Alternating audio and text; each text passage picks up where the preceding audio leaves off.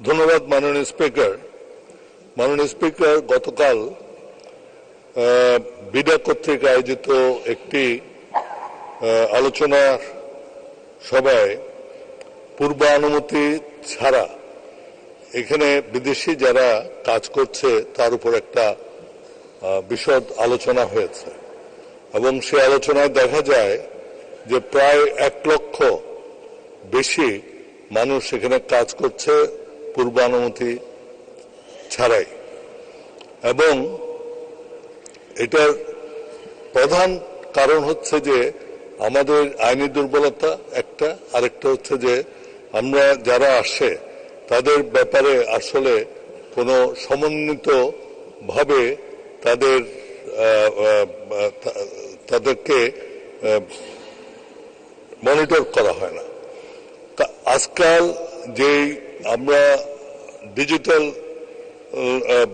সময়ের কথা বলছি, যখন এগুলো মনিটর করা খুবই সুবিধা এবং খুবই সহজ, কারণ একজন লোক যখন আমাদের এখানে ইমিগ্রেশন নিয়ে ঢুকে সেটা রেজিস্টার্ড থাকে, যখন বের হয় সেটাও আমাদের রেকর্ডেড হয়ে যায়। সুতরাং এইটা মনিটর করা খুবই সহজ।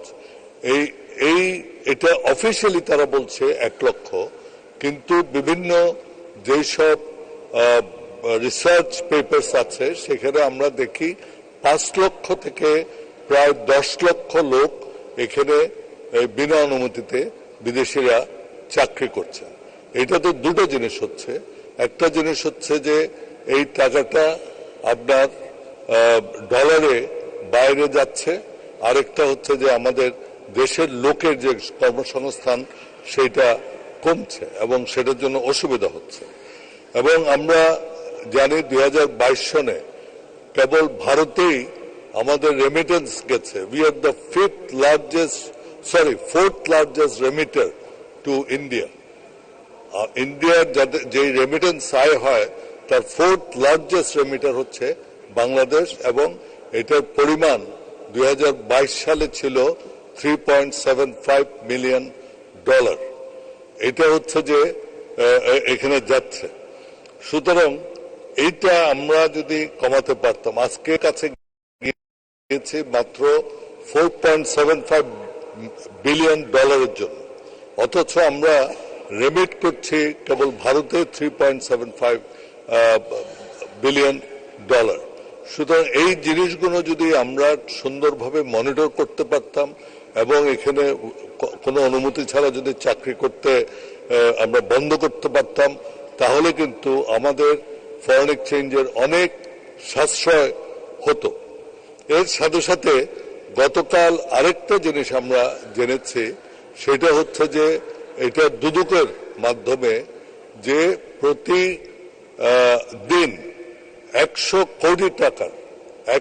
কোটি টাকার আপনার ফরেন এক্সচেঞ্জের লেনদেন হচ্ছে, এবং এই 100 কোটি টাকার লেনদেনের সমপরিমাণ ডলার আমরা হারাচ্ছি। এবং এইটাও যদি আমরা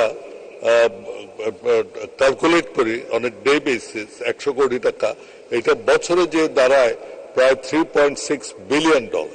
আপনার এই দুটো যোগ করলেই আমরা প্রায় $7 বিলিয়ন এই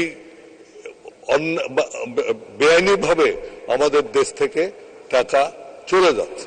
আমি এই জিনিসটা এখানে উত্থাপন করলাম এই জন্য যে আমরা আজকে আমাদের এই ডলার সংকটের জন্য অনেক রকম অর্থনৈতিক সংকটের মধ্যে আমরা পড়েছি। আমরা যদি এইটার উপর জোর দেই কিভাবে এই পূর্বানুমতি ছাড়া এখানে যেন কাজ করতে না পারে সেটা। আরেকটা হচ্ছে যে আমাদের এয়ারপোর্টে, একটা এয়ারপোর্টে, এটা হচ্ছে জিয়া আন্তর্জাতিক ইন্টারন্যাশনাল এয়ারপোর্টেই আপনার এই যে প্রত্যেক দিন